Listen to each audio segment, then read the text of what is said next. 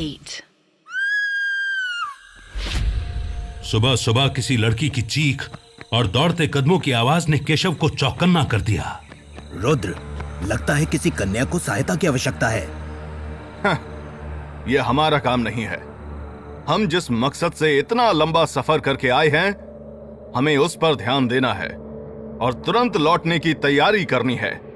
रुद्र, तुम पिछले 6 माह से हमसे कह रहे हो कि बंगाल में आने का हमारा एक उद्देश्य है, पर वो उद्देश्य क्या है रुद्र?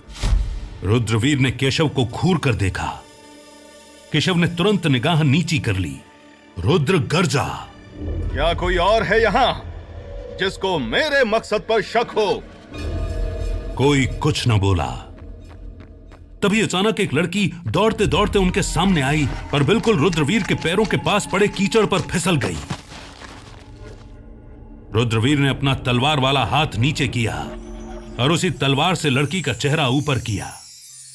सांवले रंग की वो लड़की बेहद खूबसूरत थी। उसकी आंखों में ऐसी चमक थी जो कोहिनूर हीरे में भी नहीं मिल सकती थी। लड़की के शरीर पर जानवरों की खाल लिपटी हुई थी। रुद्र के सामने वो कांप रही थी। उसने चारों ओर देखा। वहां सिवाय लकड़बगे की लाश और खून के अलावा कुछ भी नहीं था। कौन है तू? अपराजिता। लड़की बोली और रुद्रवीर की आंखों में आंखें डालकर एक टक देखने लगी। रुद्र को जैसे नशा होता सा महसूस हुआ। उसने अपना सर झटका। अपराजिता के चेहरे पर मुस्कान आई। कौन हो तुम? क्या तुम पर कोई विपत्ति आई है? तुम ही अभी कुछ क्षण पहले चिल्लाई थी ना?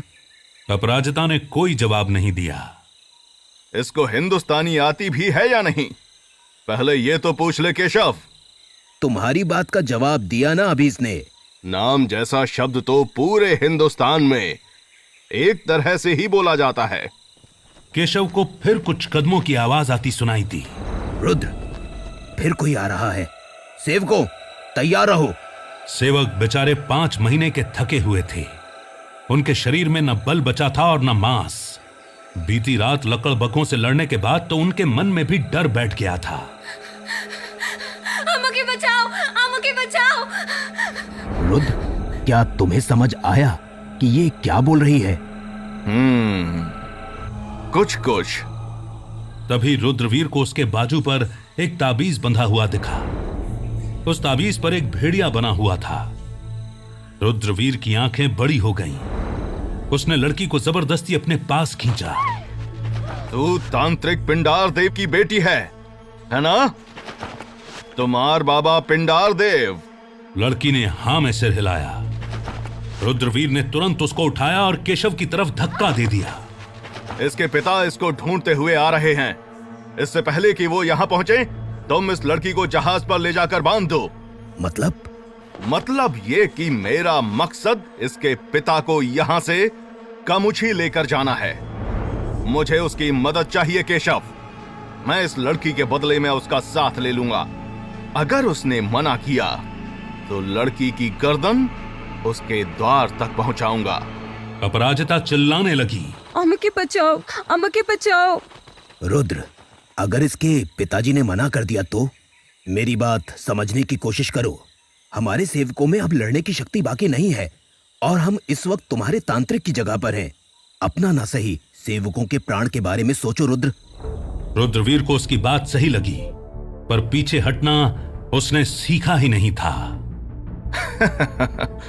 तू मुझे भयभीत करना चाहता है?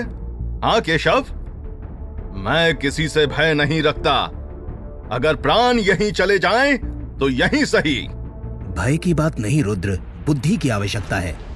तुम समझ नहीं रहे। तुम्हें अगर कामूची पर फिरंगियों से निपटने के लिए तांत्रिक की आवश्यकता है तो हमें उससे बात करनी होगी, आराम से। उसे अपनी असमर्थता बतानी पड़ेगी। तुम ये कहना चाहते हो कि मैं इस लड़की को जाने दूं? हाँ, हम सबकी भलाई के लिए। कदापि नहीं केशव। इसको शिविर में छुपाओ, तुरंत। लड़की को एक छोटे से शिविर के अंदर डाल दिया गया। तभी वहां जानवरों की खाल पहने कबीले के 50 से अधिक लोग आकर खड़े हो गए। तांत्रिक पिंडार देव खूब ऊंचे कद का खतरनाक दिखता मुखिया था। उसने आते ही समझ लिया कि यहां कोई भयंकर शूरवीर मौजूद है और इसे जीतने के लिए बल का प्रयोग करना बेकार जाएगा। तारीम सुरीन वूम छा। रुद्रवीर ने तलवार मजबूती से पकड़ ली। ये किस भाषा में बात कर रहा है रुद्र? मुझे तो कुछ समझ नहीं आया। ये इनकी कबायली भाषा है, जानबूझकर इस तरह बनाई जाती है कि कोई परदेसी ना समझ पाए। रुद्र के देखते ही देखते दो कबीलाई लड़के आए और पेड़ की छाल से बनी रस्सी से उनको बांधने की कोशिश करने लगे। तांत्रिक, तेरे इन चेलों में इतनी शक्ति नहीं है कि मुझे पराजित कर सकें, और मैं तुझे पराजित करने नहीं, तेरी सहायता लेने आया हूं। हमको मालूम है तुम क्यों आया है इधर, लेकिन हमको ये भी मालूम है कि हमारा बोलिका तुम्हारे पास है। तुम्हारी कन्या हमारे पास है जरूर, पर हमने उसका अपहरण नहीं किया। वो खुद हमारे पास आई है, और इतना तुम भी अच्छी तरह जानते हो कि कोई शरण में आए तो उसकी रक्षा करना धर्म होता है। हमारा एक ही धर्म है, अपना बेटी का घोर बोसाना, उसका लगन को रना। तुम हमको हमारा बेटी। रुद्रवीर को तांत्रिक की नियत पर शक होने लगा। उसकी और केशव की निगाह मिली। केशव को भी यही शक होने लगा था। तभी उनके पीछे एक सेवक दर्द से चिल्लाया। पिंडार देव तांत्रिक इन दोनों को बातों में लगाकर धीरे धीरे इनके सेवकों को मारता जा रहा था। रुद्रवीर और केशव की तलवार तांत्रिक के चेलों पर टूट पड़ी। एक एक करके सारे सेवक मरते जा रहे थे, पर केशव और रुद्र अपनी पूरी ताकत झोंककर उनका जीना मुश्किल कर रहे थे। तभी एक अचंभा हुआ। जितनी भी लाशें जमीन पर पड़ी थीं, सब उठकर फिर से खड़ी होने लगी। तांत्रिक मुस्कुराया।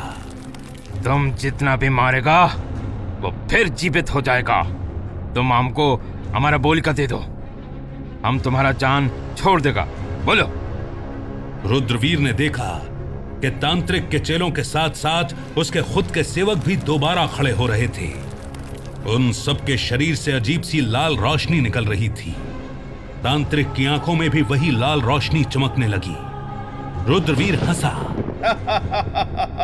उसकी हंसी में मौत सुनाई दे रही थी।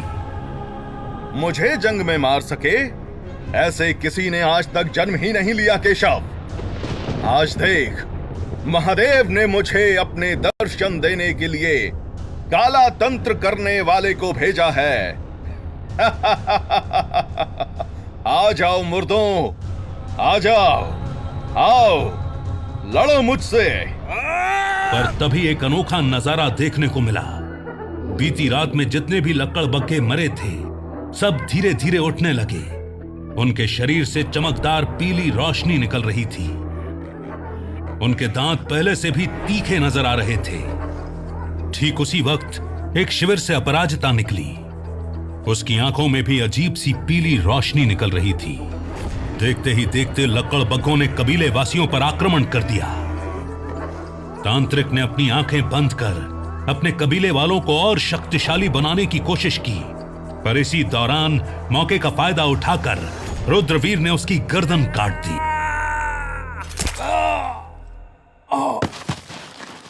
अगले ही पल में जितने भी मुर्दा जिंदा हुए थे, फिर से लाश बनकर गिर गए।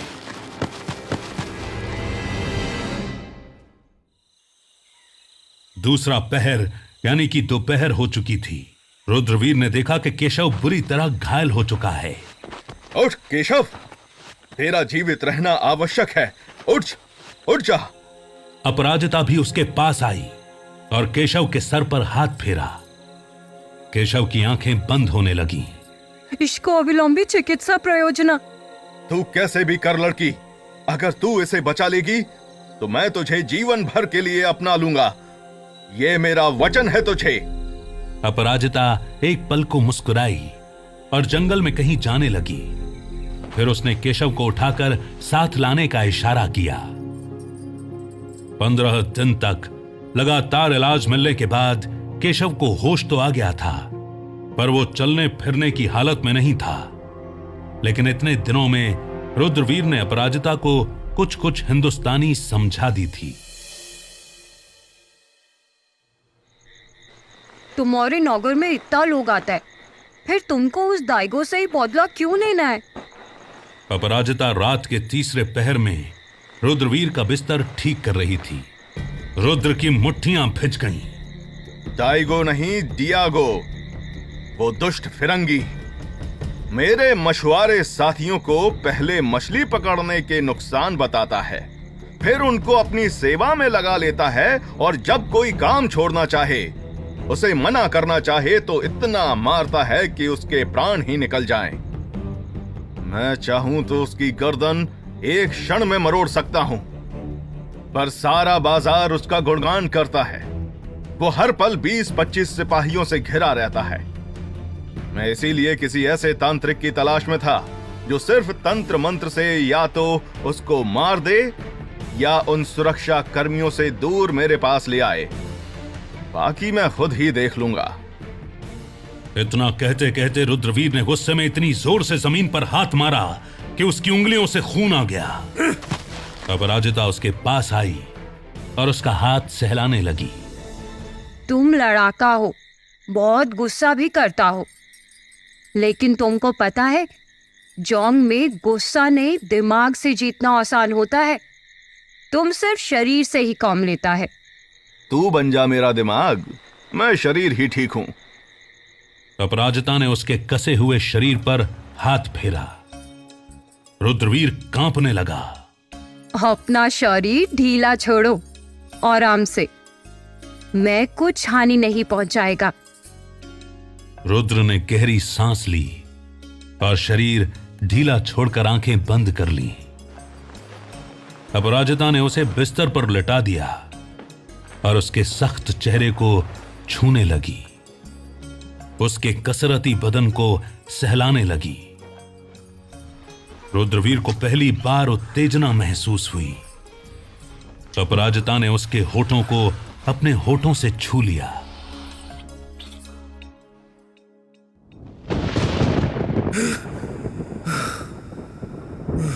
अचानक बिजली के कड़कने से केशव की नींद खुली। उसके सर में तेज दर्द हो रहा था। बाहर घना अंधेरा था। केशव के पास कुछ तो ऐसा अनोखा था कि कोई भी विपत्ति आने से पहले उसे आहट हो जाती थी। उसे फिर कुछ ऐसा महसूस हुआ जैसे कोई खतरा बस उन्हीं की तरफ बढ़ता हुआ आ रहा है। वो अपने शिविर से मशाल जलाकर बाहर निकला और साथ वाले शिविर में रुद्रवीर को ढूंढने गया।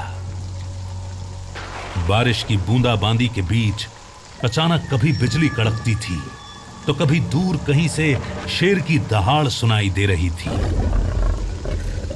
मशाल की रोशनी में उसने देखा रुद्रवीर बिना कपड़ों के लेटा हुआ है और बिना कपड़ों के ही अपराजिता उसकी बाहों में घुसी हुई है। केशव ये देखते ही जड़ हो गया। ये लड़की नहीं, कोई जादूगरनी थी जिसने रुद्रवीर जैसे पत्थर से प्रेम कर लिया था। अचानक अपराजिता की बिजली सी चमकती आंखें खुली और केशव से जा मिली। वो डर गया।